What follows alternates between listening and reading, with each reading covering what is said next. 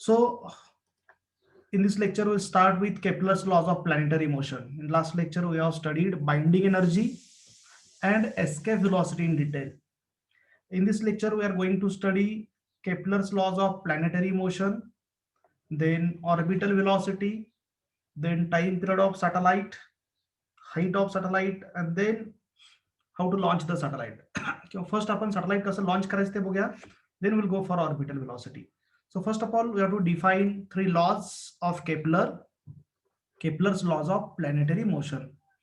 Objective साठी हे lodge महत्वाचे आहेत, लक्षात घ्यायच्या. प्रूफ आपल्या सिलेबस मध्ये नाही आहे, बट सेकंड लॉ न्यूमेरिकल साठी महत्वाचा आहे, थर्ड लॉ न्यूमेरिकल साठी महत्वाचा आहे, फर्स्ट लॉ थेरॉटिकल क्वेश्चन साठी महत्वाचा आहे. So I will explain all these three laws. See here, सगळ्यात महत्वाचं लक्षात ठेवा, Kepler's laws are defined not for satellite.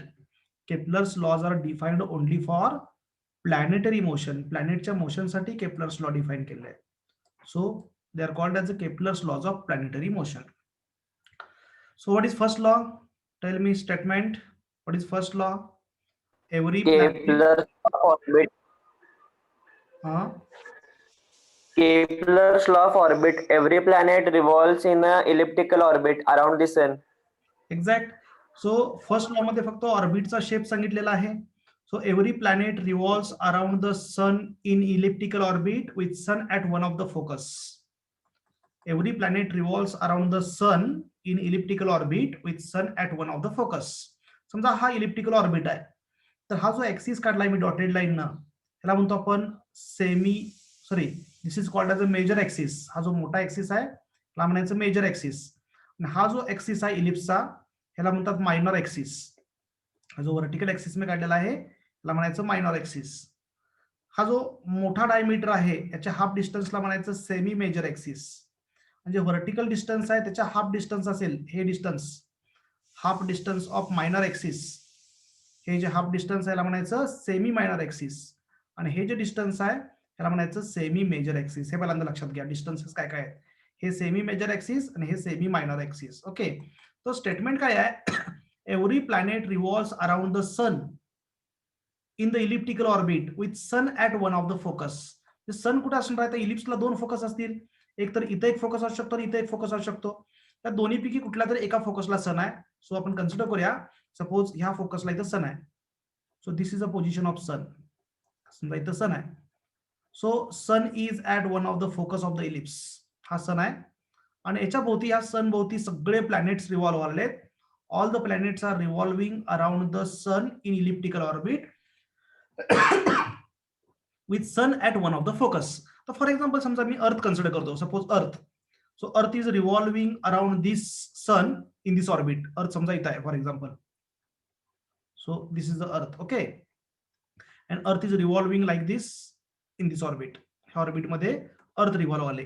तर अर्थचा जो हा ऑर्बिटचा पाथ आपण घेतलेला आहे, किंवा अर्थचा जो पाथ घेतला आहे, इट इज इलिप्टिकल ऑर्बिट. आता हे अर्थचं ऑर्बिट असेल, दुसरा कुठला प्लॅनेट घेतला, तर फॉर एक्झाम्पल समजा मार्स असेल. Mars is also planet. Mars is also revolving around the sun. तर मार्स ऑर्बिट वेगळा असेल, पण त्याच्या सुद्धा फोकसला सन असेल. म्हणजे प्रत्येक प्लॅनेटसाठी ही सनची पोझिशन फिक्स आहे, मात्र प्रत्येक प्लॅनेट डिफरंट इलिप्टिकल ऑर्बिट्स मध्ये रिव्हॉल्व होतो. फॉर एक्झाम्पल जर मला इथं मार्सचं जर एखादं ऑर्बिट दाखवायचं असेल, तर मार्सचं ऑर्बिट असं असू शकतं लाईक दिस. फॉर एक्झाम्पल हे असं असू शकतं. म्हणजे ज्युपिटर असेल तर ज्युपिटरचं ऑर्बिट असं असू शकतं लाईक दिस. कळतंय का मला काय म्हणायचं आहे? Every planet are revolving around the sun in different elliptical orbits. प्रत्येक प्लॅनेटचं ऑर्बिट हे इलिप्टिकल ऑर्बिटच आहे, with sun at one of its focus. So this is called as a first law of Kepler, first law of planetary motion. Statement काय आहे? Every planet revolves around the sun in elliptical orbit with sun at one of the focus. Second law अतिशय महत्वाचा objective साठी, जो आपण जास्त discuss करायचा आहे. Okay, second law. Second law तुम्हाला आठवते का? Second law is according to, काय आन्सर येणार? Aerial velocity always remains constant. मी सेकंड लॉचं स्टेटमेंट विचारत नाही. सेकंड लॉ ची प्रूफ कशावर घेतो आपण? Second law is according to conservation of momentum. Conservation of नुसता मोमेंटम नाही, conservation of angular momentum. Angular momentum. हा हे माहित पाहिजे, कॉन्झर्वेशन ऑफ अँग्युलर मोमेंटम. त्याची प्रूफ पण तुम्हाला मी प्रूव्ह करून दाखवतो. How second law is defined on the basis of conservation of angular momentum. आणि त्याच्यावर बेस्ड न्यूमेरिकल येऊ शकतात. म्हणून आपण हा थोडीशी छोटीशी प्रूफ आहे, 2-3 स्टेप मध्ये आपण घेऊया. सो सेकंड लॉ काय बघा, एक्सप्लेन करतो बघा. So suppose this is earth, okay, this is a position of sun and this is a position vector. This is a position vector of second लॉची diagram इथेच काढतोय वर, त्यातच ड्रॉ करतोय. So this is earth, planet is revolving around the sun in elliptical orbit, sun with at focus. This is a position vector of earth. हा अर्थचा काय आहे, position vector आहे. आता अर्थ समजा अशी रिव्हॉल्व होत असेल, समजा अर्थ रिव्हॉल्व होत होत समजा इथपर्यंत आली, फॉर एक्झाम्पल अर्थ समजा इथपर्यंत आली. कुठेपर्यंत आली, तर ह्या पॉइंटला अर्थ आली इन अ गिव्हन टाइम. एका ठराविक टायमिंग मध्ये अर्थ अशी इथून रिव्हॉल्व होत होत होत आली, इथून इथं आली, समजा इथं आली, मग इथं आली, आणि फायनली अर्थ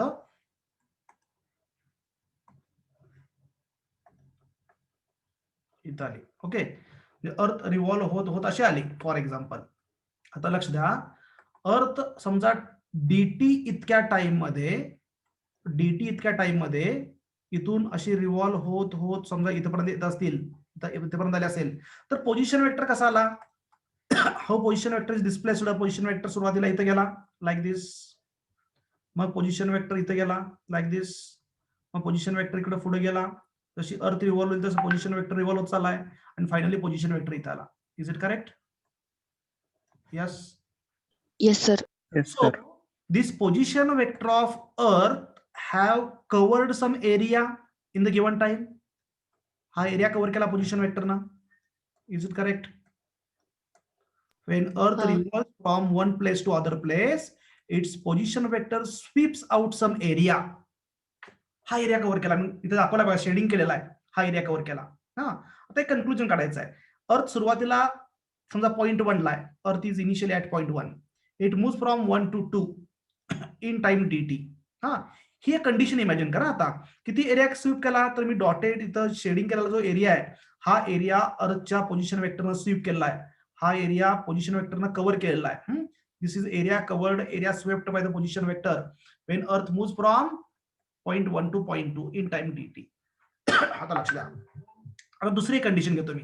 एक कन्क्लुजन मला काढायचं आहे, ते कन्क्लुजन महत्वाचं आहे. Now suppose earth is here, earth is here at this position. अर्थ कुठं आहे, समजा इथं आहे, इथं आहे. ओके, आणि इथून अर्थ अशी मूव्ह लागले लाईक दिस.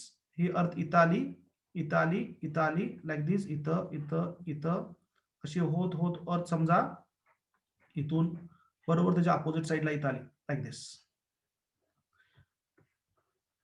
थोडस लक्ष द्या, म्हणजे आता ही थर्ड पोझिशन आहे आणि ही फोर्थ पोझिशन आहे अर्थची. थर्ड पोझिशनला पोझिशन वेक्टर कसा आहे बघा. What is position vector? Position vector आता सध्या कसा आहे, मी वेगळ्या कलरने थोडंसं दाखवतो. पोझिशन वेक्टर समजा आपण पोझिशन वेक्टर असा घेऊया.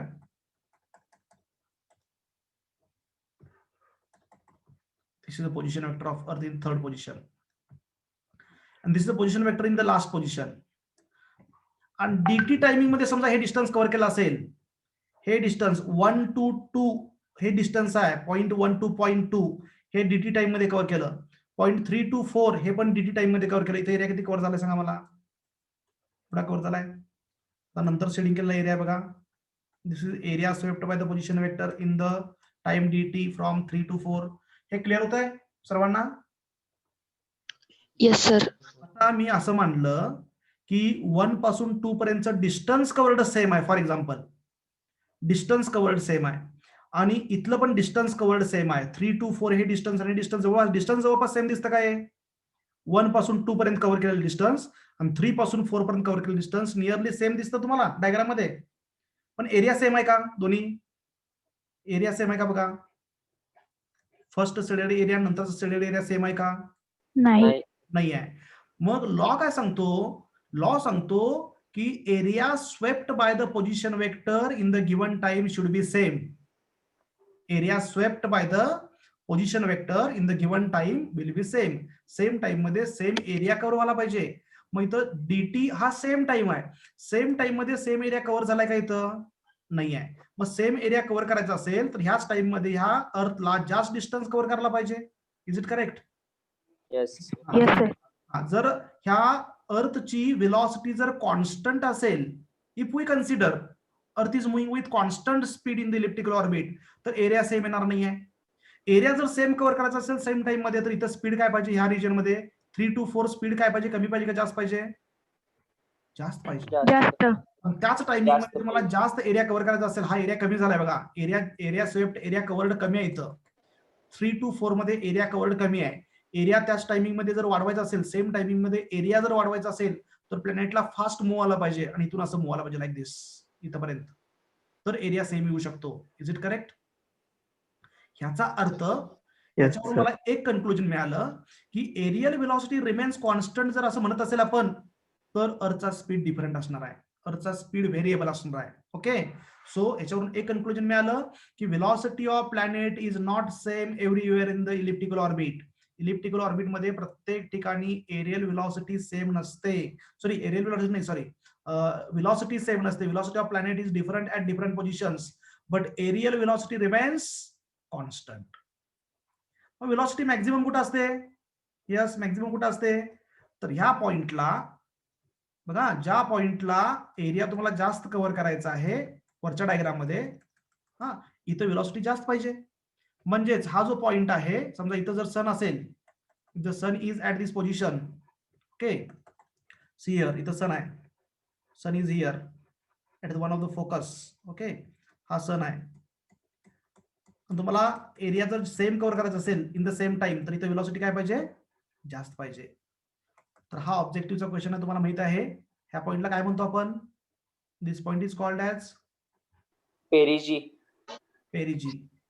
दिस point is called as perigee, and this opposite point is called as Apogee. this point is Apogee. called as a APOG. एक minute, this point is called as apogee. याला perihelion पण म्हणतात. पेरिजी म्हणजेच perihelion, ऍपेलियन म्हणजेच अपोगी, दोन्ही नाव लक्षात ठेवा. हा, अपोगी और अपोजी और ऍपेलियन. तर सगळ्यात महत्वाचं एक कन्क्लुजन मिळालं की ह्या पॉइंटला व्हेलॉसिटी काय असणार? इथं velocity maximum. Velocity of planet is maximum at perigee and velocity of planet is minimum at अपोगी. हे सगळं मी तुम्हाला कशासाठी सांगितलं इथं, हे शेडिंग करून वगैरे, की इथं व्हेलॉसिटी जास्त असते हे प्रूव्ह करण्यासाठी तुम्हाला दाखवलं.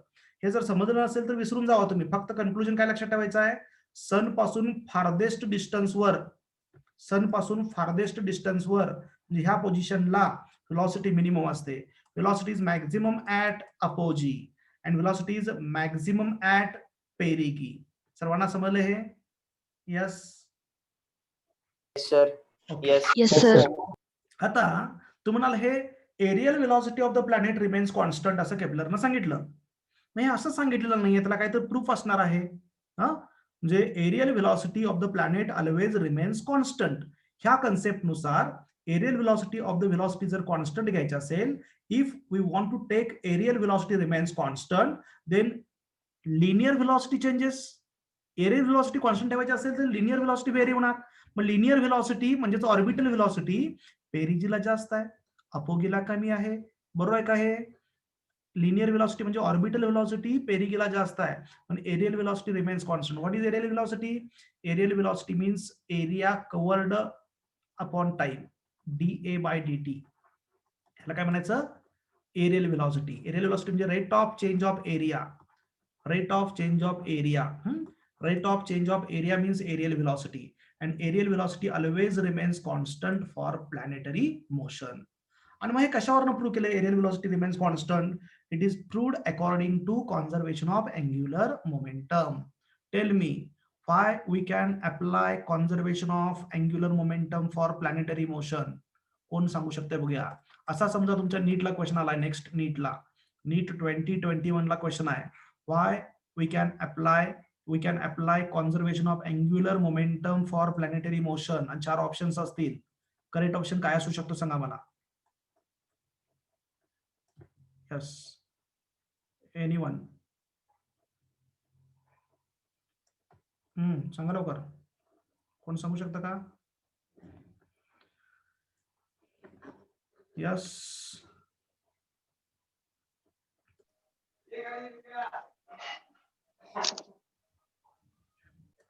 सियर मी सांगतो. तुम्हाला मी रोटेशनल मोशनचे एक 17 व्हिडिओ काल सांगितलं होतं, व्हिडिओ पाठवतोय, त्याचा स्टडी चालू ठेवा. ठीक आहे. आता लक्षात घ्या, why use conservation of angular momentum for planetary motion? Because in planetary motion force is central. Conservation of angular momentum चं स्टेटमेंट सांगा बघूया. What is conservation of angular momentum? If external torque acting on the system is 0, total angular momentum always remains constant. Is it correct? आठवतं का Yes, नाही sir. मला? हा, हे आठवायला पाहिजे. Conservation of linear momentum, conservation of angular momentum आपण rotational motion मध्ये डिटेलमध्ये स्टडी करायचा आहे. पण आता लक्षात घ्या की एक्सटर्नल टॉर्क कुठल्याही सिस्टीमवर ऍक्ट होत नसेल तर अँग्युलर मोमेंटम नेहमी कॉन्स्टंट असतं. आणि प्लॅनेटरी मोशनवर कोणताही एक्सटर्नल टॉर्क अप्लाय होत नाही, बिकॉज फोर्स हा सेंट्रल आहे, फोर्स सनच्या डायरेक्शनला आहे, फोर्स हा मोशनच्या डायरेक्शनला नाही आहे. प्लॅनेट जे मोशन मध्ये आहे अलॉंग द टँजेंट, ह्या डायरेक्शनला कुठला टॉर्क ऍक्ट होत नाही, फोर्स ऍक्ट होत नाही आहे. फोर्स सेंट्रल आहे आणि सेंट्रल फोर्समुळे जर एक्सटर्नल टॉर्क ह्या डायरेक्शनला किती असणार आहे? 0 असणार आहे. आणि एक्सटर्नल टॉर्क 0 असेल तर आपण conservation of angular momentum use करू शकतो. क्लिअर झालं का सर्वांना? Yes, sir. लक्ष द्या. मग समजा की हा जो प्लॅनेट आहे, अर्थ आहे, it move from this point, दाखवलंय बघा इथं मी. हा, इथं हा एक व्हाईट कलरचा पॉइंट दाखवतो बघा. इथं अर्थ आहे समजा फॉर एक्झाम्पल ही, आणि अर्थ इथून इथपर्यंत मूव्ह झाली in very short interval of time delta t. हे distance in very short interval of time earth moves from point this first point to second point in very short interval of time delta t. आणि हे distance काय आहे? R आहे. Suppose distance is R. मला सांगा इथं त्याचा area किती येईल? What is area covered by this planet?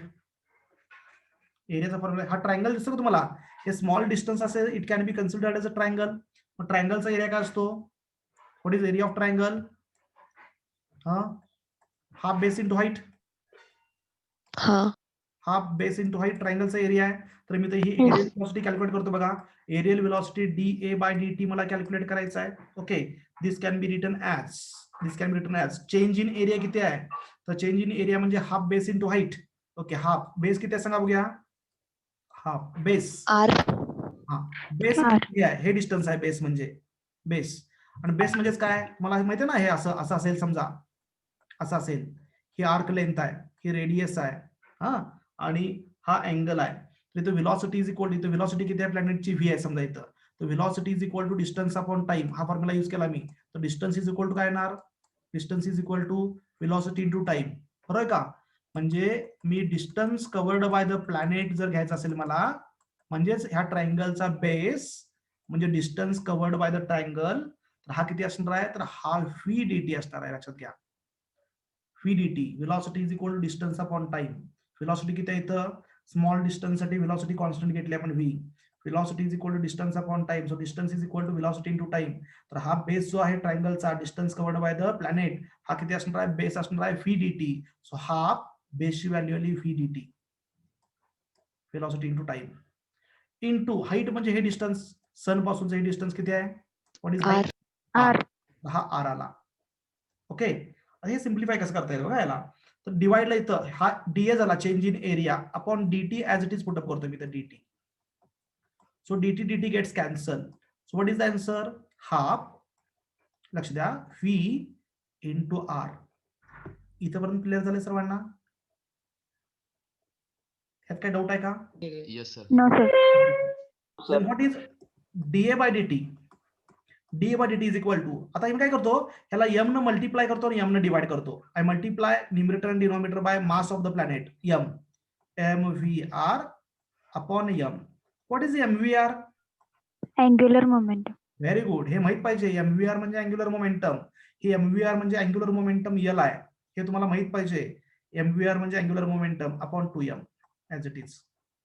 आता मला सांगा, हे सॅटेलाइट जे रिव्हॉल्व होतं, when satellite is in motion, sorry, when planet is in motion, प्लॅनेटचा मास चेंज होऊन राहिला का मोशन मध्ये असताना? No, sir. Mass remains constant. हे जर मास कॉन्स्टंट असेल आणि अँग्युलर मोमेंटम पण कॉन्स्टंट असेल, ही पूर्ण टर्म कॉन्स्टंट आली. Is it correct? Yes, sir. ही पूर्ण टर्म कॉन्स्टंट आहे म्हणजे डीए बाय डीटी कॉन्स्टंट आहे. So we can write D A by D T, that means aerial velocity remains constant. Yes, कळलं का? Yes, sir. इथं Yes, प्रूफ sir. मिळाली आपल्याला. इथं प्रूफ मिळाली की कॉन्झर्वेशन ऑफ अँग्युलर मोमेंटम जर यूज केलं तर अँग्युलर मोमेंटम म्हणजे एल जर कॉन्स्टंट असेल तर मास डेफिनेटली कॉन्स्टंट असतंच, पण एल जर कॉन्स्टंट असेल तर डीए बाय डीटी पण कॉन्स्टंट आला. आणि डीए बाय डीटी म्हणजेच काय आहे? Rate of change of area of the planet. हा, rate of change of area म्हणजेच काय? Aerial velocity. आणि एरियल व्हेलॉसिटी काय आली? कॉन्स्टंट आली.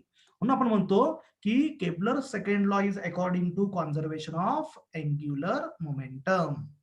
तुम्हाला एरियल व्हेलॉसिटी कॅल्क्युलेट करा असं विचारलं, हा, तर आपण हा फॉर्म्युला यूज करू शकतो ना.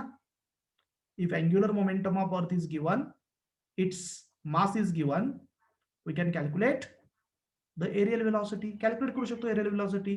अँग्युलर मोमेंटम अर्थचं कसं काढणार सांगा बघूया. How to calculate angular momentum of earth? कोण सांगते बघूया? Yes, anyone? How to calculate angular momentum of earth? कसं कॅल्क्युलेट करता येईल तुम्हाला अँग्युलर मोमेंटम अर्थचं? NH/2π. अँग्युलर मोमेंटम डायरेक्ट काय करायचं? L is equal to i omega. बरोबर आहे?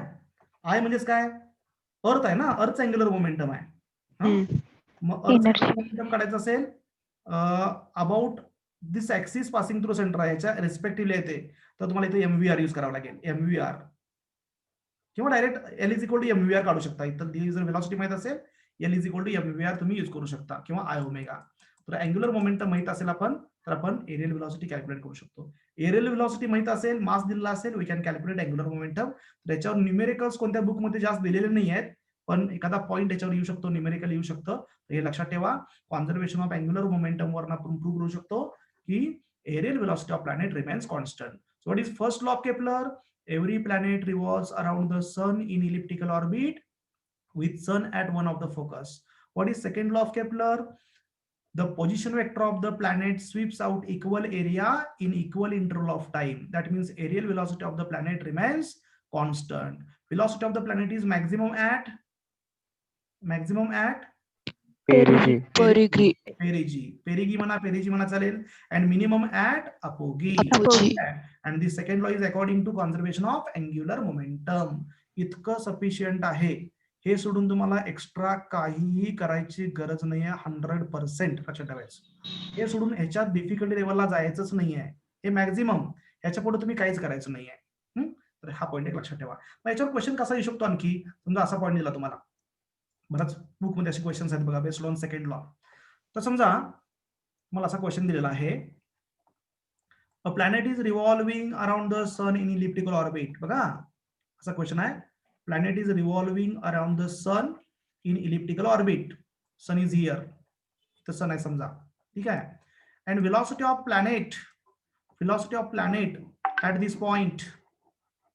at this point is 25. For example घेतोय मी, व्हॅल्यू चुकीचे घेतोय मी, तसं नोटेशन घेऊया आपण. Velocity of the planet at this position is VA. This is a point A. ठीक आहे. आणि हे डिस्टन्स दिलेलं आहे, distance of the point A is RA. If mass of the planet is M, this distance is RB. What is velocity at the point B? इथली velocity किती असेल? VB ची व्हॅल्यू किती असेल असं विचारलं जाईल. आणि मग याच्यामध्ये व्हॅल्यू दिल्या जातील, नोटेशन्स दिल्या जातील. कसं सोडवणार सांगा बघूया. हा B पॉइंट आहे, हा A पॉइंट आहे. इथली velocity V आहे, इथली VB आहे. VA तुम्हाला दिलाय आणि VB काढायचा आहे. How to calculate? सिंपल विचारतोय मी क्वेश्चन, जास्त अवघड विचारत नाही आहे.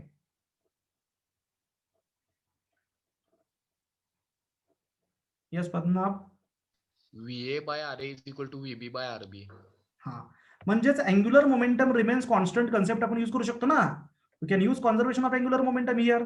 कॉन्झर्वेशन ऑफ अँग्युलर मोमेंटम म्हणजेच काय? अँग्युलर मोमेंटम म्हणजे MVR फॉर्म्युला आहे, किंवा angular momentum is equal to I omega formula आहे. अँग्युलर मोमेंटम कॉन्स्टंट म्हणजे ही टर्म कॉन्स्टंट पाहिजे.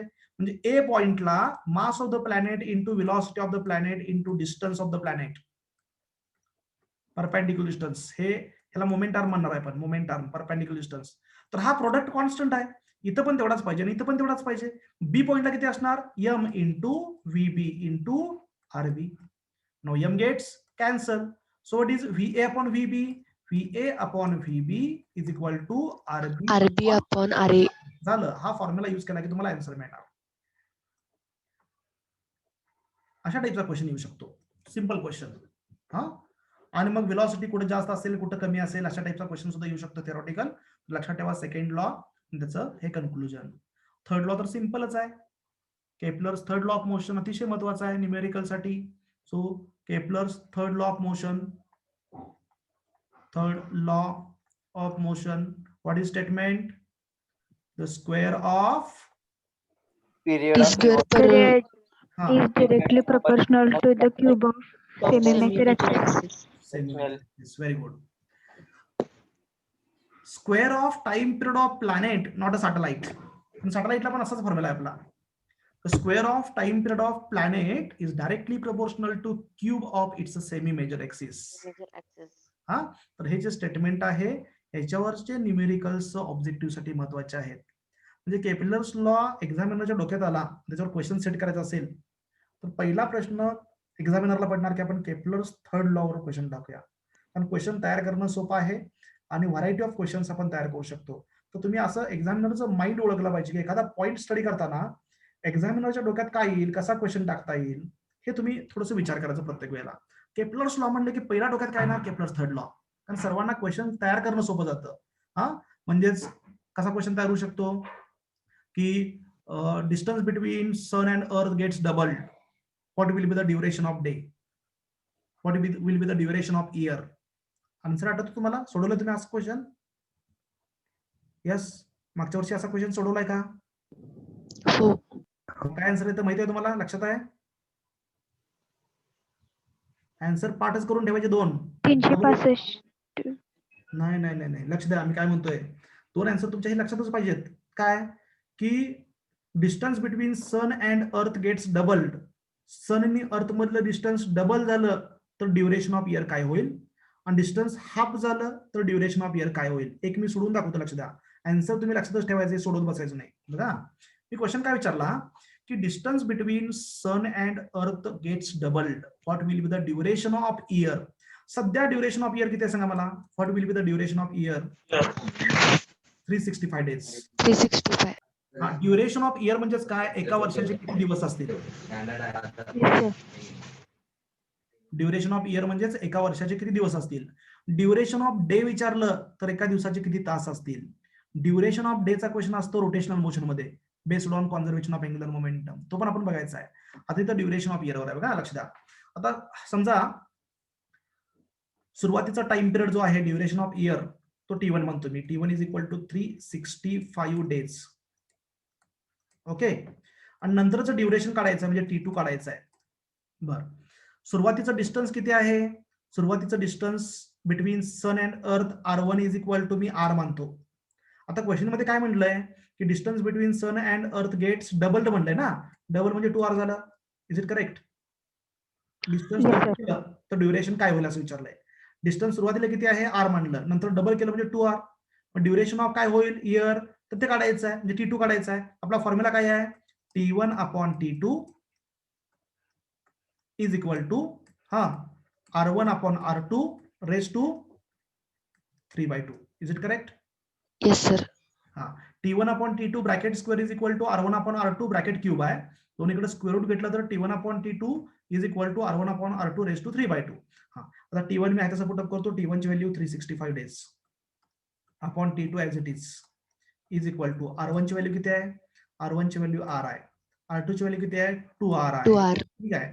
सो रेस टू 3/2 आहे. मग यातला RR गेट्स कॅन्सल. मग काय आलं बघा? 365 upon T2 T2 is equal to 1 upon 2 raise to 3/2 म्हणजे 2 चा पहिला काय करायचा? Square root. क्यूब घ्या. 2 चा क्यूब घ्या, किती येणार? 8. 8. पहिला क्यूब घ्या ना, रेस टू 3 करा की पहिला 8. Yes. 8 आलं. हा. 8 चं square root 2 root 2. 2√2. Very good, 2√2. मग हे सिम्प्लिफाय केल्यानंतर जे आन्सर येईल T2 इज इक्वल टू काय येतं बघा? From this we can calculate T2 is equal to काय फॉर्म्युला येतो बघा? T2 इज 10 किती 365 इंटू 2√2 ना आणि Yes. 0 पुढे येतं का येस सर. बरोबर आहे का हा, बघा येते. हा, मला आठवते म्हणून व्हॅल्यू लावले मी काय कॅल्क्युलेशन केलेलं नाही आहे 1032 हे आन्सर तुम्ही लक्षातच ठेवायचं म्हणजे सन आणि अर्थ मध्ये डिस्टन्स डबल केलं what will be the duration of year 1032 लक्षातच ठेवायचं आणि हे जर तुम्ही हाफ केलं तर 129 डेज येतं 129 नंतर करून बघा दोन आन्सर लक्षात ठेवायचे डबल केलं duration of year 1032 years sir distance हा यस यस सर यस बोला ते 3/2 च काय केलं? इथं 1/2 आहे ना हा हे 1/2 रेस टू 3/2 केलंय ना आपण मग काय केलं पहिला क्यूब घेतला 1/2 चा 1/2 चा क्यूब घेतला तर काय येणार आन्सर 1/8 आणि इथलं क्यूब घेतला म्हणजे रेस टू 1/2 झालं पहिलं आणि मग आता याचं स्क्वेअर रूट घेतलं 1/8 चं स्क्वेअर रूट किती 2√2 हा हे सिम्प्लिफाय केलेलं आहे यस क्लिअर झालं का येस सर. ओके केपलर्स चे 3 लॉ आपण स्टडी केले त्याच्यामध्ये काय डाऊट आहे का नाही. नक्की बघा स्क्रीनशॉट हवा असेल तर स्क्रीनशॉट घ्या सर तुम्ही रेडियस हाफ असल्यावर काय व्हॅल्यू सांगितली होती परत एकदा सांगाल 129 डेज मला आठवत नाही म्हणजे अंदाजे आठवत आहे पण तुम्ही करून बघा ते बहुतेक 129 डेज येतं what will be the duration of year 129 days duration half केलं की काय होतं किंवा डिस्टन्स हाफ केलं की ड्युरेशन 129 डेज एकदा कॅल्क्युलेट तुम्ही करून बघा इथं इथंच बघा ना पटकन किती वेळ लागतो बघायला ह्याच्यामध्ये डिस्टन्स आपण काय केलंय हाफ केलं म्हणजे इथं काय येणार इथं r घेतला तर इथं r/2 येणार इथं r/2 येणार म्हणजे इथं r/2 येणार म्हणजे 2 आला म्हणजे 2 चा रेस टू 3/2 येणार 2 रेस टू 3/2 किती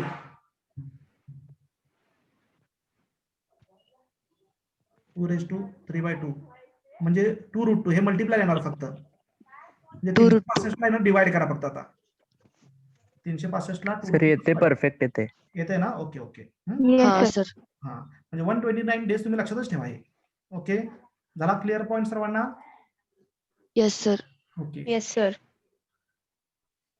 मग सॅटेलाइटचा टाइम पिरियड आणि ऑर्बिटल व्हेलॉसिटीचं डेरिव्हेशन बघण्यापूर्वी आपण सॅटेलाइट म्हणजे काय how satellites are launched from the surface of earth and what are the different possible orbits हा बेसिक पॉईंट बघूया त्यानंतर मग आपण क्रिटिकल व्हेलॉसिटीकडे जाऊया okay so what is satellite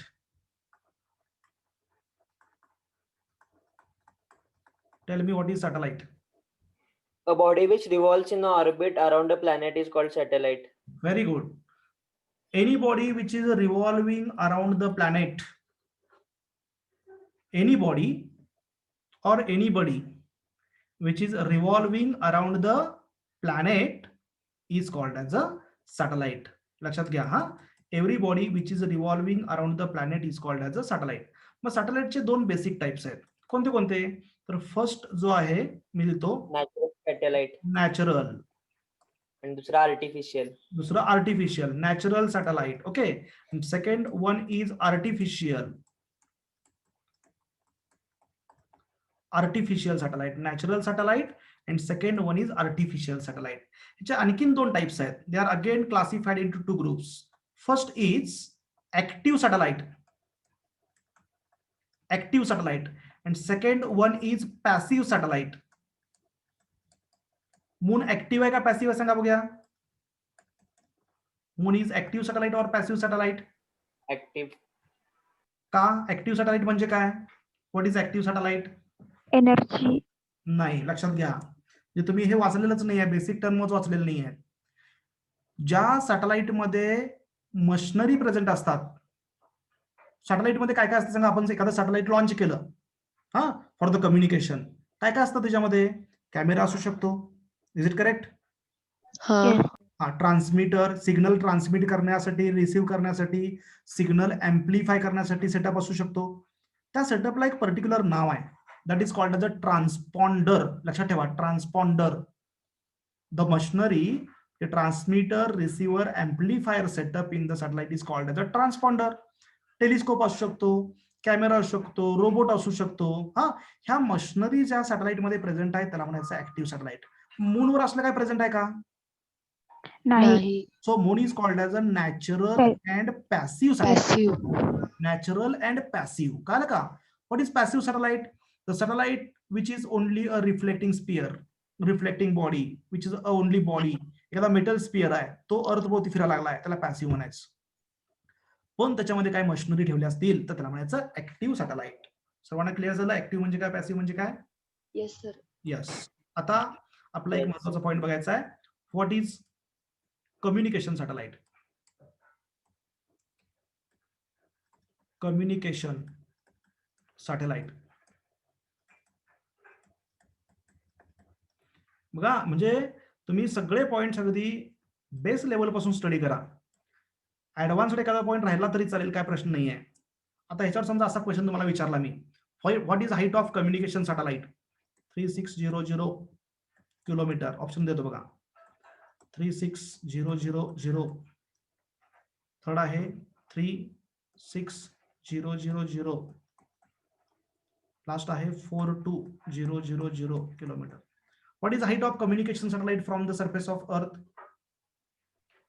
36,000 meters. A, B, C, D. A, B, Second. A, Second. B, C, and D. What is the answer? B. आणि कोणाचा वेगळा आन्सर आहे का?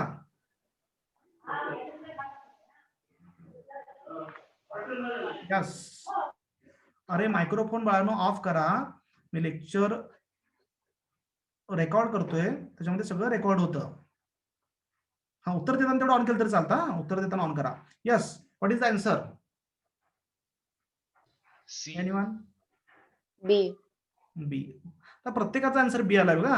हा काय फार मोठा अवघड क्वेश्चन नाही आहे, जेई ऍडव्हान्सचा क्वेश्चन नाही आहे. हा बोर्डचा क्वेश्चन आहे, सीईटीचा क्वेश्चन आहे, बोर्डला एकदा विचारलेला क्वेश्चन आहे. आन्सर इथं थर्ड, तुम्ही सांगताय सेकंड. किती साधी चूक आहे बघा. तुम्ही मीटर मध्ये आन्सर सांगालाय. 36,000 मीटर हाईट नाही आहे, 36,000 किलोमीटर हाईट आहे. तुम्ही युनिट मध्ये तर कन्फ्युज झाला. असे क्वेश्चन चुकून तुमचे मार्क कमी होतात.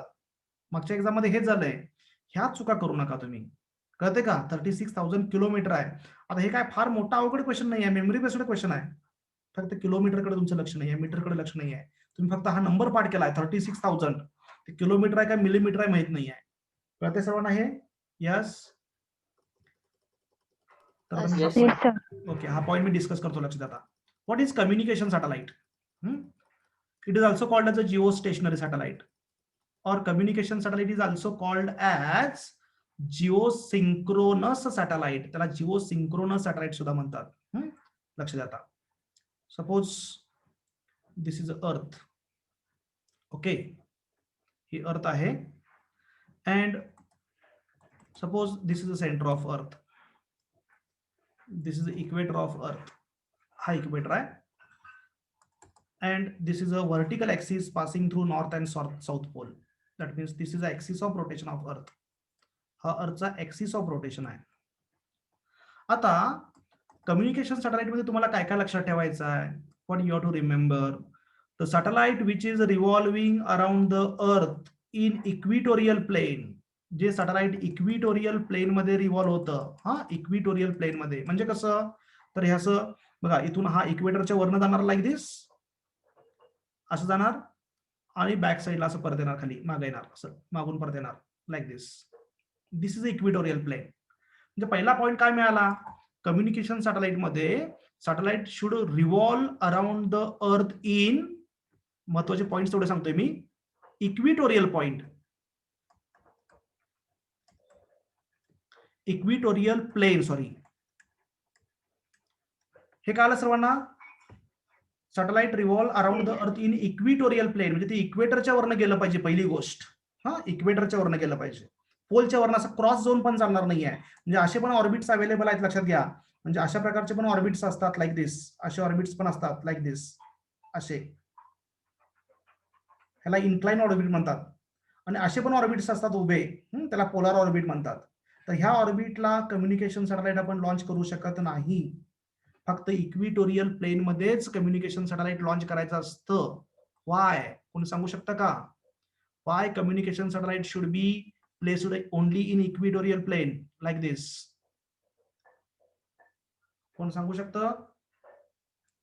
कम्युनिकेशन सॅटेलाइट फक्त इक्विटोरियल प्लेन मध्येच का असतं? सर तिथे ग्रॅव्हिटी कमी असते त्यामुळे. नाही, ग्रॅव्हिटीचा काय संबंधच नाहीये. ग्रॅव्हिटीचा काहीच संबंध नाही आहे. ग्रॅव्हिटी कमी असते म्हणून नाही आहे. लक्ष द्या, तुम्हाला एक सिंपल गोष्ट सांगतो, लक्ष द्या. समजा हा इंडिया आहे. लक्ष द्या, इथे डायग्राम पडतो मी. सपोज दिसतंय का बघा सर्वांना? हा इंडिया आहे समजा, इथं दिसतंय सर्वांना? ओके.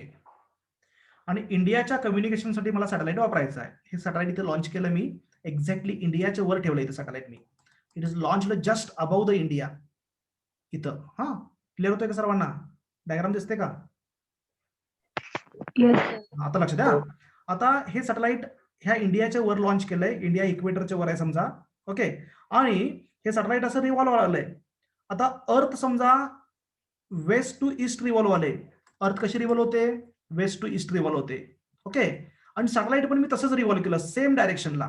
म्हणजेच कम्युनिकेशन सॅटेलाइट मध्ये सॅटेलाइट हे इक्विटोरियल प्लेन मध्ये रिव्हॉल्व्ह व्हायला पाहिजे. दुसरी गोष्ट त्याची डायरेक्शन जे असते, direction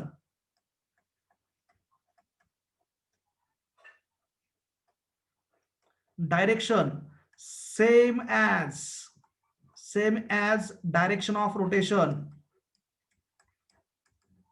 direction of rotation of अर्थ. म्हणजे फर्स्ट पॉइंट आहे की सॅटेलाइट इक्विटोरियल प्लेन मध्ये लॉन्च केलं. दुसरी गोष्ट आहे त्याची जी डायरेक्शन आहे ती कशी ठेवली? Direction of rotation of satellite is same as that of direction of rotation of earth. आणि जो टाइम पिरियड आहे, टाइम पिरियड ऑफ सॅटेलाइट माहिती आहे कुणाला? टाइम पिरियड कोणाला माहित आहे का? Time period 24 hours. Okay. Time period is equal to 24 hours. हे सगळं मी सेट केलंय. ह्या सगळ्या तिन्ही कंडिशन जर व्हॅलिड असतील तरच याला कम्युनिकेशन सॅटेलाइट म्हणायचं. का? बघा, समजा इथून इंडियाच्या वर आपण लॉन्च केलं सॅटेलाइट आणि अर्थ अशी ईस्ट टू वेस्ट फिराले. कम्युनिकेशन सॅटेलाइट पण ईस्ट टू वेस्ट फिरायला आलंय. समजा अर्थ फिरल्यामुळे इंडिया बॅक साईडला गेला, इकडं बॅक साईडला गेला, तर सॅटेलाइट कुठे जाणार? बॅक साईडला जाणार. Is it correct? अर्थचं एक रोटेशन कंप्लीट झालं, सॅटेलाइटचं किती रोटेशन कंप्लीट होणार? यस, एक. Because both are having same time period. दोघांचा टाइम पिरियड सेम आहे, दोघांचं डायरेक्शन ऑफ मोशन सेम आहे. त्यामुळे हे सॅटेलाइट नेहमी इंडियाच्या वर आणणार. बरोबर आहे का? मग इंडियाच्या कम्युनिकेशनसाठी जर वापरायचं असेल तर हे सॅटेलाइट ह्या इंडियाच्या वरून बाजूला जाऊन चालणार नाही ना. यस, क्लिअर होतंय का? त्यामुळे ते इक्विटोरियल प्लेन मध्ये पाहिजे. समजा मी ह्या प्लेन ठेवलं तर सॅटेलाइट ह्या वरच्या कॉर्नरला गेलं, इकडं सॅटेलाइट वर गेलं समजा इथं, तर ते इंडियाला कम्युनिकेट करू शकेल का? नाही करू शकेल. त्यामुळे ते इक्विटोरियल प्लेन मध्ये पाहिजे आणि त्यानंतर त्याचा टाइम पिरियड 24 hours पाहिजे आणि सेम डायरेक्शन ऑफ रोटेशन पाहिजे. त्यामुळे ज्या पॉइंटला आपण लॉन्च केलंय त्या पॉइंटलाच ते असणार. बॅक साईडला जाणार, पण त्यावेळी इंडिया पण बॅक साईडला गेले असणार आहे. तर तुम्ही सरफेसवरनं बघितलंय. If you observe the satellite from the surface of अर्थ, you feel that the satellite will be at rest, so it is called as. म्हणून त्याला काय म्हणायचं? ते ऍट रेस्ट असल्यासारखं वाटतं सरफेस वरून, म्हणून जिओस्टेशनरी सॅटेलाइट. जिओस्टेशनरी सॅटेलाइट. जिओ म्हणजे अर्थ आणि स्टेशनरी म्हणजे ऍट रेस्ट. अर्थ वरून ते ऍट रेस्ट असल्यासारखं वाटतं म्हणून त्याला म्हणायचं जिओ स्टेशनरी सॅटेलाइट. किती सिंपल आहे बघा पॉइंट. हा, म्हणजे छोटे छोटे पॉईंट्स तुम्हाला लक्षात पाहिजे की इक्विटोरियल प्लेन मध्ये पाहिजे. का इक्विटोरियल प्लेन मध्ये पाहिजे ते पण लक्षात ठेवा, कारण ते जिओ अर्थच्या सरफेस वरून कॉन्स्टंट दिसलं पाहिजे, स्टेशनरी वाटलं पाहिजे, हा कंटिन्युअस कम्युनिकेशन मध्ये राहिलं पाहिजे. त्यामुळे टाइम पिरियड पण 24 hours पाहिजे. समजा उलट फिरलं असतं काय झालं असतं? पृथ्वी ईस्ट टू वेस्ट फिराले, समजा वेस्ट टू ईस्ट फिराले आणि सॅटेलाइट मी उलट फिरवलं, डायरेक्शन ऑफ रोटेशन उलटी केली, तर एकदाच फक्त सॅटेलाइट अर्थच्या इंडियाच्या वर जाणार पूर्ण रोटेशन मध्ये. Is it correct? म्हणजे इंडिया इकडे उलट चाललंय आणि सॅटेलाइट उलट चाललंय, तर एका रोटेशन मध्ये एकदाच ते इंडियाला कम्युनिकेट करणार. नंतर बॅक साईडला गेल्यावर कम्युनिकेट करू शकणार नाही आहे, कारण सिग्नल स्ट्रेट लाईन मध्ये जातो ना, सिग्नल असा बेंड होऊन येत नाही आहे. त्यामुळे तुम्हाला कंटिन्युअस कम्युनिकेशन पाहिजे असेल तर सॅटेलाइट हे बरोबर त्या रिजनच्या वरच तुम्हाला लोकेट करायला पाहिजे. टाइम पिरियड सेम पाहिजे, डायरेक्शन ऑफ रोटेशन सेम पाहिजे, आणि हे जर क्रिटिकल व्हेलॉसिटी नुसार जर कॅल्क्युलेट केलं तर याची जी व्हेलॉसिटी असते, याची जी हाईट असते ती हाईट सुद्धा फिक्स असते. हाईट ऑफ कम्युनिकेशन सॅटेलाइट मग सांगितलं मी, height of communication satellite h is equal to किती असं आन्सर सांगितलं होतं, h is equal to 36,000 kilometre. Kilometre from the surface of अर्थ.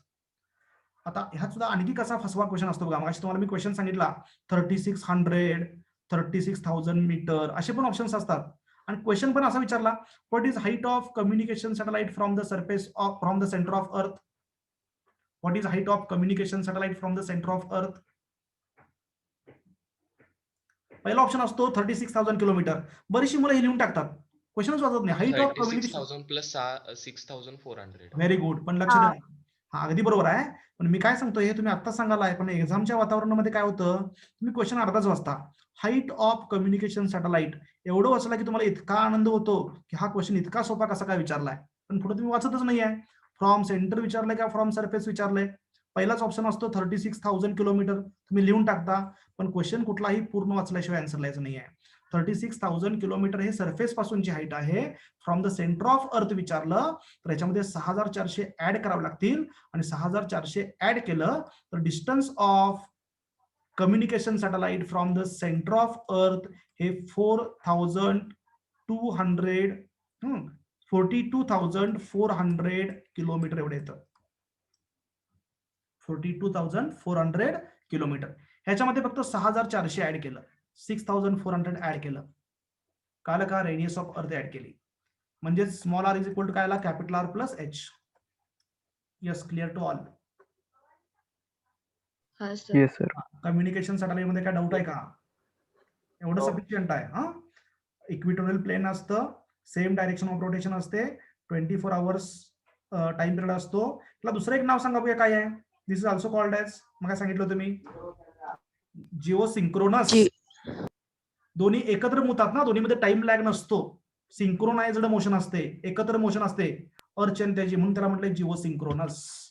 जिओसिंक्रोनस और जिओ स्टेशनरी नाव पण लक्षात ठेवा, कारण तुम्हाला क्वेश्चन समजा असा विचारला, तुम्हाला जिओसिंक्रोनस नावच माहित नाही, तुम्ही ऐकलंच नाही आहे, आणि विचारलं what is height of geosynchronous satellite, तर तुम्ही विचार करत बसणार ना, मग त्यामुळे नाव पण माहित पाहिजे. जिओसिंक्रोनस म्हणजेच communication satellite. Okay, next second type आहे पोलार सॅटेलाइट्स. हे कम्युनिकेशन सॅटेलाइट झालं. ओके, आता आपल्याला बघायचं पोलार सॅटेलाइट्स.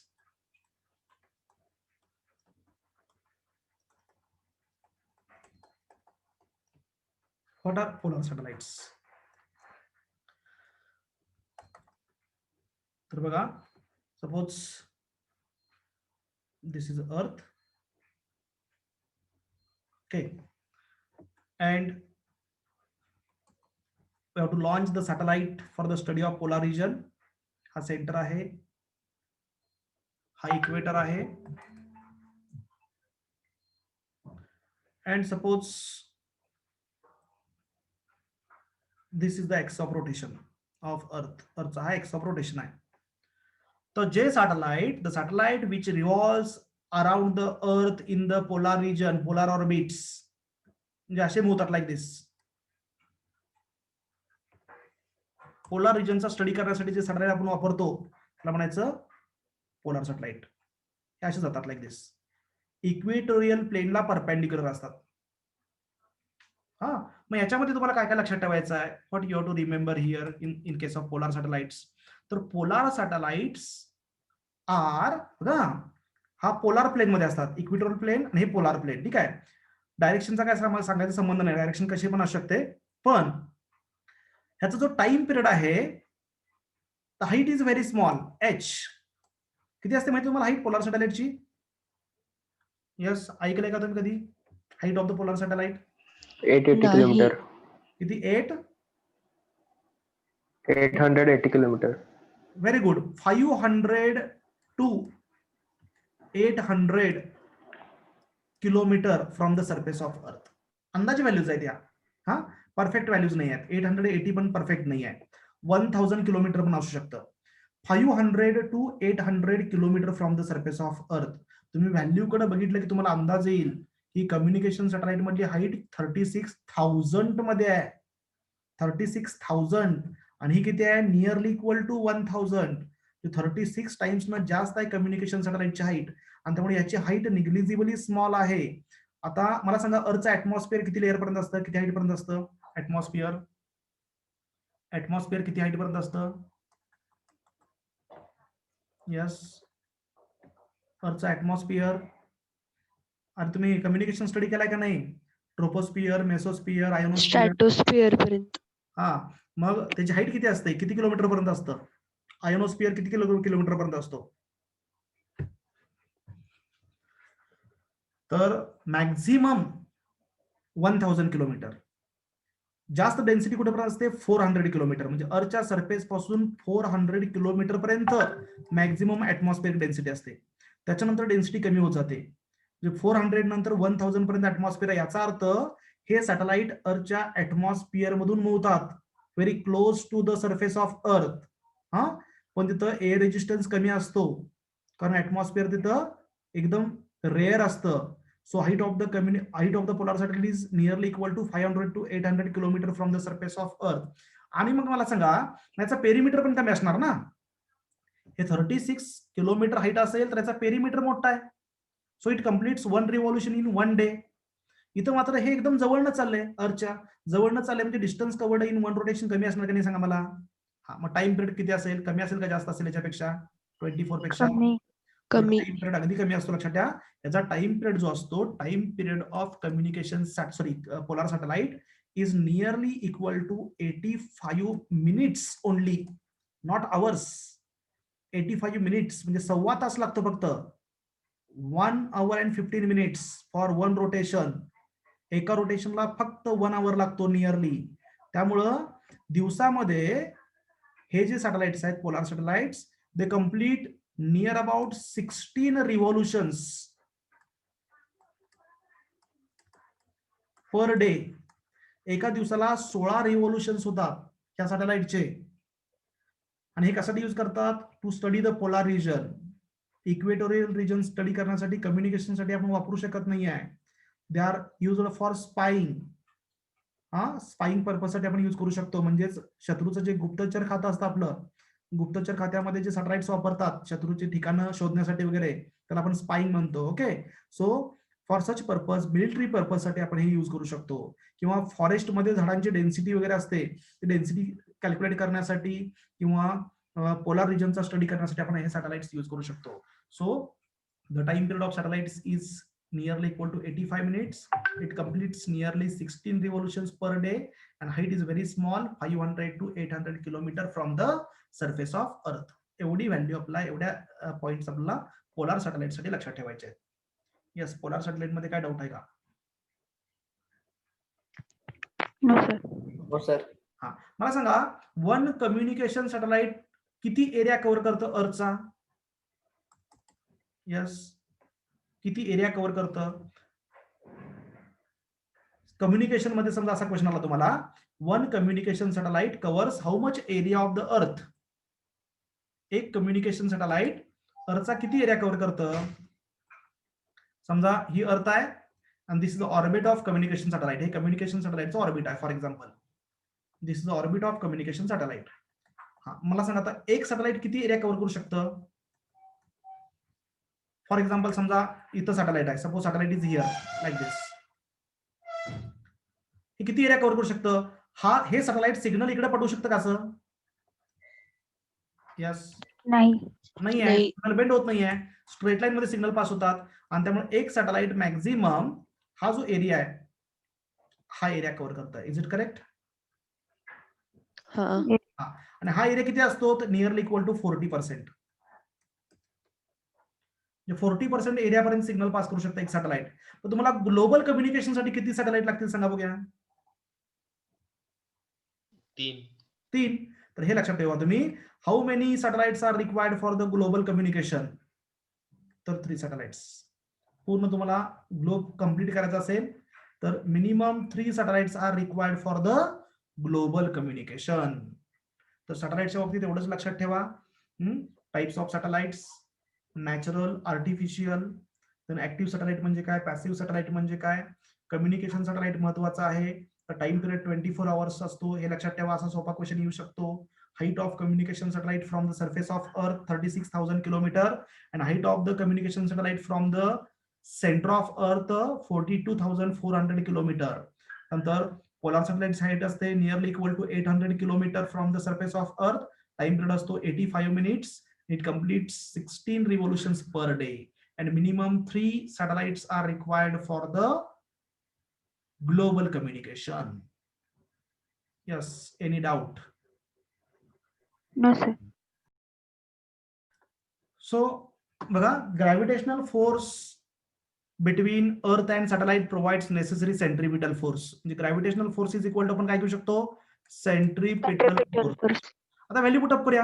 ग्रॅव्हिटेशनल फोर्सचा फॉर्म्युला काय, mass of satellite small M आहे, mass of earth capital M आहे, म्हणजे GMM upon small R square radius of orbit is equal to centripetal फोर्सचा फॉर्म्युला काय असतो, M square upon upon R. पण हा जो व्ही आहे, satellite is performing circular motion म्हणतोय. सर्क्युलर मोशन असेल तर त्याच्या स्पीडला आपण VC म्हणतो, क्रिटिकल व्हेलॉसिटी और orbital velocity.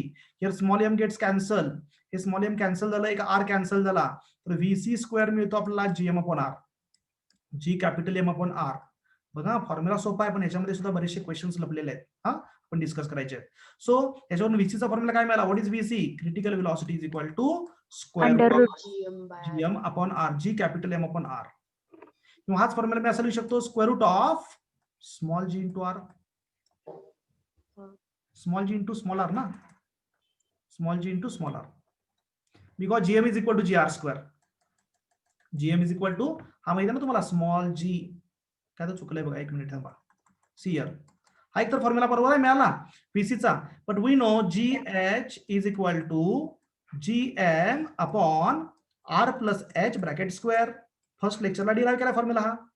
From Yes. The right GM is equal to GH into bracket R R plus plus H. R plus H can be taken as small a small r. So Yes. if केला value तर VC चा formula मिळतो मला, VC is equal to square root of GH into R. Yes, clear झालं का? Yes, sir. Yes everyone? Yes sir. Okay, आता लक्ष द्या. म्हणजे Yes, sir. हा जो फॉर्म्युला आहे क्रिटिकल व्हेलॉसिटीचा, equation number 1 gives critical velocity of the satellite. Equation number 2 also gives critical velocity of satellite which is orbiting around the earth, which is orbiting around the earth. If satellite is very close to the earth surface, असं मानलं मी की satellite अगदी जवळनं चाललंय, satellite is very close to the earth surface, H is negligibly small. If we consider that satellite is revolving very close to the earth surface, तुम्हाला विचारलं जाईल what is critical velocity of satellite very close to the earth surface? आठवते value? Value आठवते का?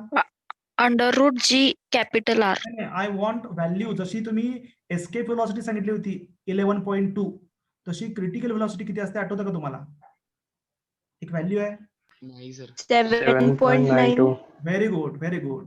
7.9 nearly equal to 8. हे लक्षात ठेवा तुम्ही, नियरली इक्वल टू 8. ते कसं येतं? If satellite is very close to the earth surface, H can be neglected. H जर निग्लेक्ट केला तर इक्वेशन 1 जे आहे ते इक्वेशन 1 असं येईल की VC is equal to square root of GM, तर कॉमनच येणार, small r is replaced by capital R, because small r म्हणजे R प्लस H निग्लेक्ट केला. आणि इक्वेशन नंबर 2 कसं येणार? VC is equal to square root of close to the earth आहे म्हणजे GH ची व्हॅल्यू G एवढी असणार on the surface of earth, आणि small r is equal to capital R. Is it correct? Yes. तर G ची value 9.8 आहे, ही व्हॅल्यू 9.8 पुटअप केली, R ची व्हॅल्यू 6400 किलोमीटर, हे सगळं पुटअप करून कॅल्क्युलेशन केलं तर answer nearly equal to 7.9. Unit पण महत्वाचं आहे, kilometre per second, metre per second नव्हे, किलोमीटर पर सेकंद. युनिट सुद्धा लक्षात ठेवा. तर ही जी व्हॅल्यू आहे, this is a critical velocity of the satellite very close to the earth surface. जशी सॅटेलाइटची हाईट वाढत जाईल तसं क्रिटिकल व्हेलॉसिटी काय होणार?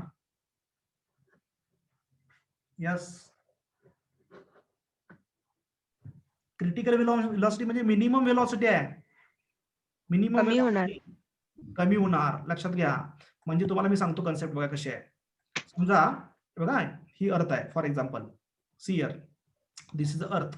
ठीक आहे. आणि अर्थ भोवती तुम्हाला एक सॅटेलाइट रिव्हॉल्व करायचं. कसं रिव्हॉल्व करायचं आहे, तर अगदी जवळनं इथनं हे सॅटेलाइट समजा, दिस इज अ सॅटेलाइट, आणि अगदी जवळनं इथनं असं मला काय करायचं आहे, अर्थच्या जवळनं चाललंय हे, आणि असं सर्क्युलर म्हणजे इथं मी प्रोजेक्ट केलं, असं प्रोजेक्ट केलं, तुम्हाला सर्क्युलर ऑर्बिटमध्ये ठेवायचं असेल आणि तुम्ही स्लो एकदम ठेवलं, एकदम स्लो, तर इथे खाली पडणार ना ते, आणि स्लो ठेवलं तर इथे पडणार. तुम्हाला सर्क्युलर ऑर्बिटमध्ये करायचं असेल तरी असं रिव्हॉल्व करावं लागेल with very high speed, to rotate it with very high speed. म्हणजे जेवढं जवळ असेल सॅटेलाइट तेवढे आरची व्हॅल्यू कमी असणार. आरची व्हॅल्यू कमी असेल तर क्रिटिकल व्हेलॉसिटी काय असणार, जास्त असणार. म्हणजे तुम्हाला जास्त स्पीडनं सॅटेलाइट तुम्हाला रोटेट करावं लागेल तर ते सर्क्युलर ऑर्बिट मध्ये मूव्ह शकतं. अदरवाईज ते बाकी जास्त तुमच्या जवळ आहे म्हणजे अर्थ मोठे अशी आणि सॅटेलाइट इथं आहे, तुम्ही प्रोजेक्ट केलं आणि स्लो केलं तर इथे येऊन पडणार ना. असे एकदम फास्ट केलं तर ते इकडे जाऊ शकतं असं लाईक दिस. म्हणजे जवळच्या ठिकाणी very close to the earth surface critical velocity definitely काय असणार, जास्त असणार. So critical velocity is more near the surface of earth. हा, यस, क्लिअर झालं? Yes sir. Yes sir. Okay. आणि मला वाटतं हे कम्युनिकेशन सॅटेलाइट ना, इथं जर व्हॅल्यू पुटअप केली ह्या हाईटला तर 3 काय तर येते, 3 किलोमीटर पर सेकंड. म्हणजे इथं 7 आहे ना, 7.8, तर 3 पॉईंट समथिंग काय तर आहे, ते जरा बघावं लागेल व्हॅल्यू फक्त. ओके, तर याच्यामध्ये काय डाऊट आहे का? On which factor critical velocity depends? Radius. Mass and rates. It depends on mass of the planet and radius Radius of the Radius. or radius of orbit म्हणू शकतो आपण. Radius of orbit, radius of earth, याच्यावर depend आहे. हा, बॉडीच्या मासवर depend नाही आहे, हे सगळ्यात महत्त्वाचं लक्षात ठेवा. It does not depends on mass of the satellite, it does not depends on mass of the body. काय डाऊट असेल तर विचारू शकता. सर, हा, बोला. जरा अगोदरची स्लाइड दाखवता का? नाही, ती सेव्ह होत नाहीये. मी होय का? मी व्हिडिओ पाठवतो, नंतर व्हिडिओ मध्ये परत बघा तुम्ही. ठीक आहे, ठीक आहे, चालेल. आता लक्ष द्या, आणखीन एक पॉईंट याच्यामध्ये आहे की एखादं सॅटेलाइट, हे तुम्हाला माहित असेल कारण तुम्ही नीट लेवलचा स्टडी करताना हा पॉईंट तुम्ही डेफिनेटली ऑब्झर्व केला असेल. एखादं सॅटेलाइट समजा रिव्हॉल्व आलंय in the circular orbit, suppose this is the earth, okay, and a satellite is revolving around the earth in the circular orbit. एका सर्क्युलर ऑर्बिट मध्ये सॅटेलाइट रिव्हॉल्व आलेलं आहे. Suppose this is the circular orbit, एक orbit मध्ये motion मध्ये आहे. Satellite is performing circular motion around the अर्थ with a certain velocity. हे सॅटेलाइट आहे. तर तुम्हाला क्वेश्चन असा विचारला समजा मी, डेफिनेटली तुम्ही आन्सर सांगायलाच पाहिजे याचं. हे सॅटेलाइट मला एस्केप करायचं आहे. सॅटेलाइट हे ग्रॅव्हिटेशनल फील्ड मध्येच असतं. पहिली गोष्ट लक्षात ठेवा, सॅटेलाइट हे ग्रॅव्हिटेशनल फील्ड मध्येच असतं, त्याशिवाय gravitational force, centripetal force provide करणार नाही. काही जणांच्या डोक्यात असं असतं की ग्रॅव्हिटेशनल फील्डच्या बाहेर सॅटेलाइट असतं. हे चुकीचं आहे. Satellites are always inside the gravitational field. बरोबर आहे का? यस. हा, मला सांगा, हे सॅटेलाइट जर मला एस्केप करायचं असेल, if you want to escape this satellite from the earth gravitational field, त्याची व्हेलॉसिटी कितीने इन्क्रीज केली पाहिजे, किती पर्सेंटने इन्क्रीज केली पाहिजे? 41. Exact, very good, 41%. 41. लक्षात ठेवा, कारण ह्या ऑर्बिटमध्ये जे सॅटेलाइट ऑर्बिटिंग स्टेटमध्ये आहे त्याची व्हेलॉसिटी किती असते? VC is equal to, formula काय आहे क्रिटिकल व्हेलॉसिटीचा? VC is equal to square root of GM by R. R, GM upon R. ठीक आहे, GM upon small r. If satellite is very close to the earth surface, आपण हा 41% आहे ना, ते कशासाठी घेतोय? Satellite is very close to the earth surface असं असेल तरच हे 41% आन्सर येणार आहे. लक्षात घ्यायचं, सॅटेलाइट अर्थच्या एकदम जवळ आहे असं मानलंय आपण. इथं जवळ असेल तर हा फॉर्म्युला मी असा घेऊ शकतो, square root of GM upon capital R. If satellite is very close to the earth surface असं असेल तरच कंडिशन यूज करायची, लक्षात ठेवा. आणि मग याची एस्केप व्हेलॉसिटी किती असणार? If satellite is very close to the earth surface, अर्थच्या सरफेसवर एस्केप व्हेलॉसिटी किती असते? √2 GM by R. GM upon R. Very good. मी असं लिहू शकतो, √2 into root of GM upon R. Yes. मग आता ह्या पुढचा हा स्क्वेअर रूट म्हणजे काय आहे? VC आहे ना, म्हणजे मी असं लिहू शकतो VE is equal to √2 into VC. Yes. हा, म्हणजे जे सॅटेलाइट अर्थच्या अगदी जवळनं ऑर्बिटिंग स्टेटमध्ये आहे ते मला एस्केप करायचं आहे, तर मला एवढी व्हेलॉसिटी द्यायला पाहिजे, किती? √2 इंटू VC. मग √2 म्हणजे किती? 1.414. Is it correct? Yes. म्हणजे एस्केप व्हेलॉसिटी किती असणार याची? The satellite is which is very close to the earth surface is having escape velocity of 1.414 VC. म्हणजे क्रिटिकल व्हेलॉसिटीच्या एवढ्या टाइम्स न पाहिजे तर ते एस्केप होणार. कळते का? म्हणजे किती पर्सेंट? पर्सेंट मध्ये किती येणार? 100 ने मल्टिप्लाय केलं तर 141. 41.4. हा, म्हणजे एस्केप व्हेलॉसिटी किती व्हायला पाहिजे? एस्केप व्हेलॉसिटी 141.4 VC व्हायला पाहिजे. म्हणजे ऑलरेडी 100 आहे, किती वाढायला पाहिजे? 41 न वाढायला पाहिजे. 100 ला कितीनं चेंज झाला? 41. एस्केप व्हेलॉसिटी 141 व्हायला पाहिजे, पण ऑलरेडी 100 ला चेंज काढतोय आपण. सो 41% न जर वाढली, जी आता व्हेलॉसिटी आहे क्रिटिकल व्हेलॉसिटी ती वाढवली, आणि 41% न जर मी ती वाढवली तर काय होणार? Satellite will escape out of the gravitational field. Yes. एक साधा एक्झाम्पल तुम्हाला सांगतो, लक्ष द्या. हे स्पीड वाढवल्यामुळे होतं. तुम्ही इमॅजिन करा, तुमच्या हातामध्ये एक दोरी आहे. You are holding a string. लक्ष द्या. You are holding a string and a stone is attached to the string. Imagine करा, you are rotating the stone in the circular orbit. तुमच्या हातामध्ये दोरी आहे आणि तुम्ही दोरी अशी फिरवा लागलाय. Stone performing circular motion. Okay, imagine होतंय का सर्वांना? आणि तुम्ही स्पीड वाढवत चाललाय. You are increasing the speed, continuously speed वाढवालाय. काय होईल सांगा बघूया? आफ्टर सर्टन स्पीड काय होईल? What will happen after a ते मॅक्सिमम? तुटणार. ब्रेक होणार. दोरी तुटणार आणि स्टोन फ्लाय होणार ना. It will fly along tangent or away from the centre. Is it correct? Yes. तसं ह्याचा मी स्पीड वाढवत गेलो, ह्या सॅटेलाइटचा स्पीड वाढवत गेलो, आणि आता जेवढा स्पीड आहे त्याच्या 41% न स्पीड वाढवला, तर ग्रॅव्हिटेशनल फोर्स पेक्षा हा आउटवर्ड फोर्स जास्त होणार. जसं टेन्शन पेक्षा आउटवर्ड फोर्स जास्त ना, दोरीमध्ये टेन्शन असतं, त्याच्यापेक्षा हा फोर्स जास्त झाल्यामुळे दोरी तुटली. तसं ग्रॅव्हिटेशनल फोर्स पेक्षा जेवढी इकडचा फोर्स जास्त होईल सेंट्रिफ्युगल, त्यामुळे काय होणार? सॅटेलाइट एस्केप होणार ना. It will escape out of the gravitational field. तर तशी Yes, sir. आहे की 41% न जर आपण व्हेलॉसिटी वाढवली, critical velocity of the satellite, the satellite will escape out of the gravitational field. Yes, हे क्लिअर झालं? हो. आता आणखीन एक क्वेश्चन याच्यावर बेस्ड सांगतो, लक्ष द्या. महत्वाचा क्वेश्चन, अतिशय महत्वाचा क्वेश्चन आहे. ह्या टाईपचा क्वेश्चन तुम्हाला एस्केप व्हेलॉसिटी मध्ये विचारला जाईल, क्रिटिकल व्हेलॉसिटी मध्ये विचारला जाईल, टाइम पिरियड मध्ये सुद्धा विचारला जाईल. हा, मी क्वेश्चन सांगतो, लक्ष द्या. तुम्हाला असा क्वेश्चन दिला, इफ ग्रॅव्हिटेशनल फोर्स, क्वेश्चन कसा आहे बघा, इफ ग्रॅव्हिटेशनल फोर्स, लक्ष द्या सर्वांनी, लक्ष द्या, शेवटचे 5 मिनिटं, महत्वाचा क्वेश्चन आहे. If gravitational force between satellite and earth, बघा क्वेश्चन कसा करतो मी, gravitational force between satellite and earth is directly proportional to 1/r⁻³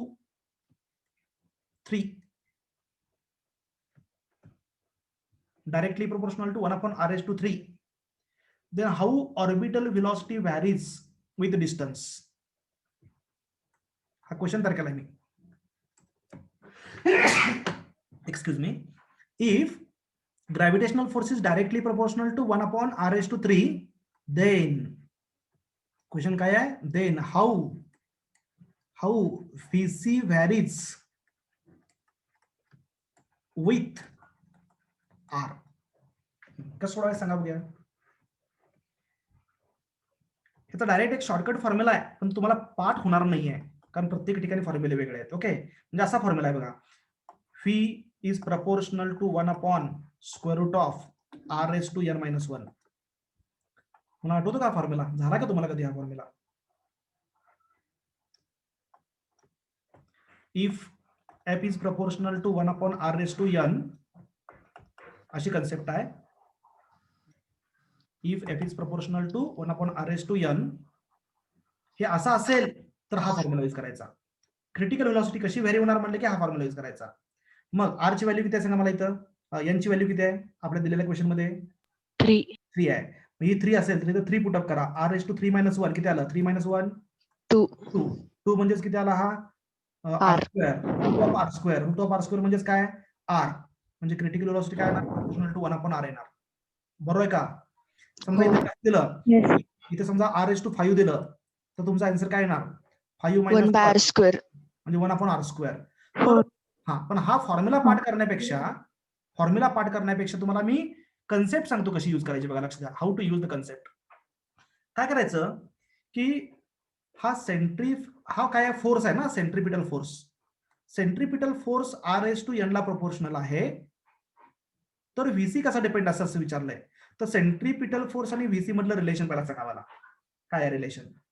F is equal to mv²/r. Is it correct? Yes. Okay. Yes. हा VC आहे, लक्षात घ्या, हा VC आहे. ओके. आता तुम्हाला काय क्वेश्चन विचारलाय, हा एम तर कॉन्स्टंटच आहे, जो आर वर डिपेंड नाही आहे, तो इमॅजिन करायचा नाही. ठीक आहे. आता मी काय करतो, एफ ची व्हॅल्यू पुटअप करतो. एफ ची व्हॅल्यू काय आहे? 1/, त्यांनी दिलेली R⁵. Is it correct? हा. क्वेश्चन मध्ये म्हणलंय की फोर्स कसा व्हेरीवाला आहे? R⁵. हा, ही प्रपोर्शनल टू. इकडे काय राहिलंय? Vc², बघा, अपॉन काय आहे? R. R. इकडचा R एक कॅन्सल होईल, R कॅन्सल झाला, राहिला काय इकडं? R⁴. 4. हा, Four. Is proportional to. इकडे काय आला? Vc². Vc². दोन्हीकडे स्क्वेअर रूट घ्या. Vc काय होतो? Proportional to 1. 1/r². बघा, आलं का नाही? R² इथं व्हॅल्यू. इथं 5 Yes, sir. 5 - 1 4 square root of R⁴ म्हणजे R². कळलं का हे? हा, म्हणजे हा बेसिक फॉर्म्युला तुम्हाला यूज करायचा, लक्षात ठेवा. मेन फॉर्म्युला जर लक्षात नसेल तर सेंट्रिपिटल फोर्सचा फॉर्म्युला यूज करायचा आणि सिम्प्लिफाय करायचं. दिलेली व्हॅल्यू इथं पुटअप करायची आणि आरचं व्हेरिएशन काढायचं, हे असं येणार. तर हा एक महत्वाचा क्वेश्चन आहे. घाबरू नका, असा क्वेश्चन अजून पुढे घ्यायचा आपल्याला. टाइम पिरियडला, एस्केप व्हेलॉसिटीला, अशा प्रकारचे क्वेश्चन्स आहेत, ते आपण त्यावेळी पण घेऊया. तर इथं आपला हा पॉईंट क्रिटिकल व्हेलॉसिटीचा संपलेला आहे. क्रिटिकल व्हेलॉसिटी मध्ये काय डाऊट असेल तर विचारू शकता, otherwise will stop here. Screenshot sir. Screenshot घ्या.